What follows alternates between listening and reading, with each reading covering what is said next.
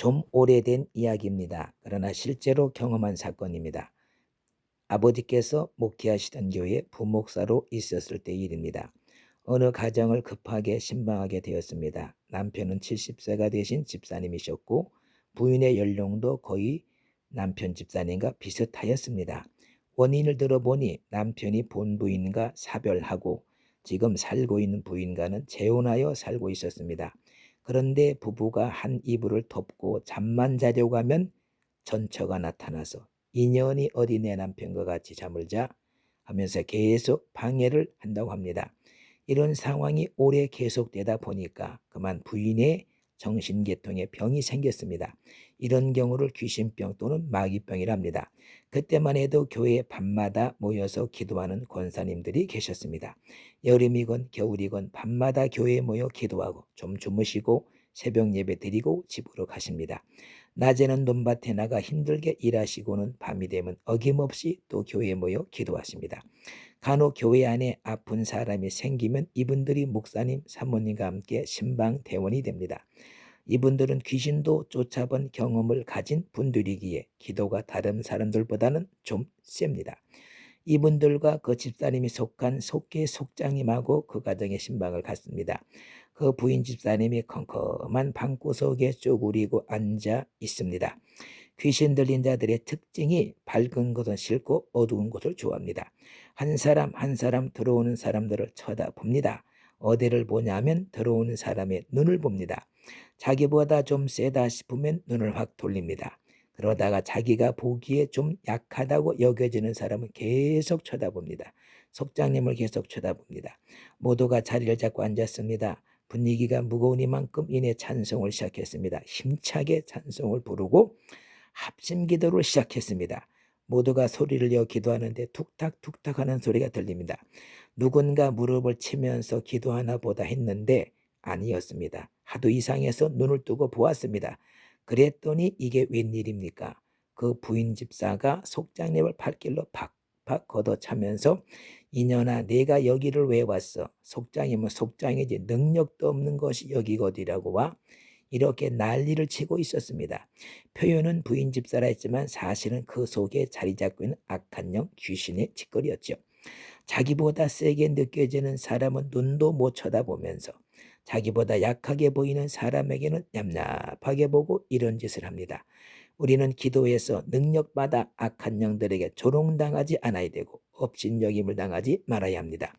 사도행전 19장에 이런 말씀이 기록되어 있습니다. 하나님이 바울의 손으로 희한한 능력을 행하게 하시니 심지어 사람들이 바울의 몸에서 손수건이나 앞치마를 가져다가 병든 사람에게 얹으면 그 병이 떠나고 악귀도 나가더라. 이에 돌아다니며 마술하는 어떤 유대인들이 시험적으로 악기 들린 자들에게 대하여 주 예수의 이름을 불러 말하되 내가 바울의 전파하는 예수를 빙자하여 너희를 명하노라 하더라.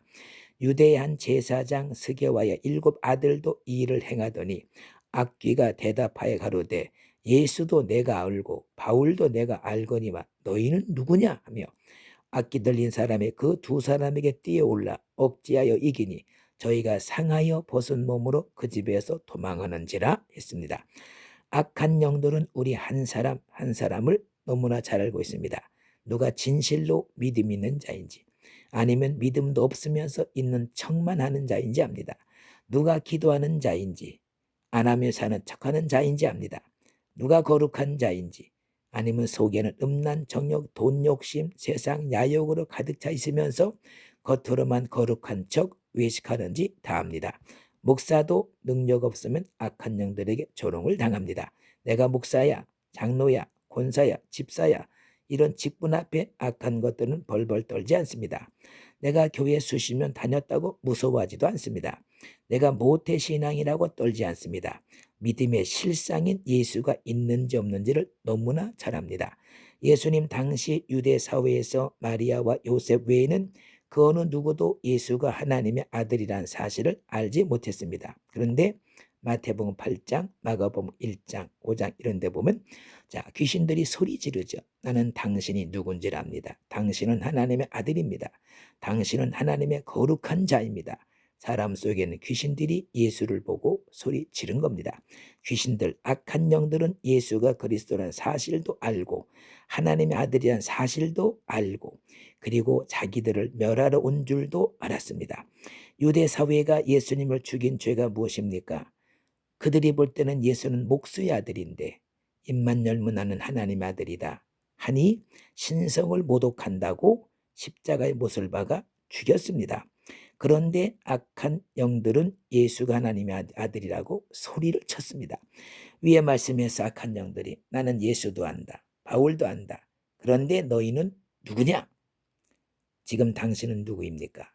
악한 것들에게 만만하게 보여 무시와 조롱과 업심여김을 당하는 자입니까? 기도해야지.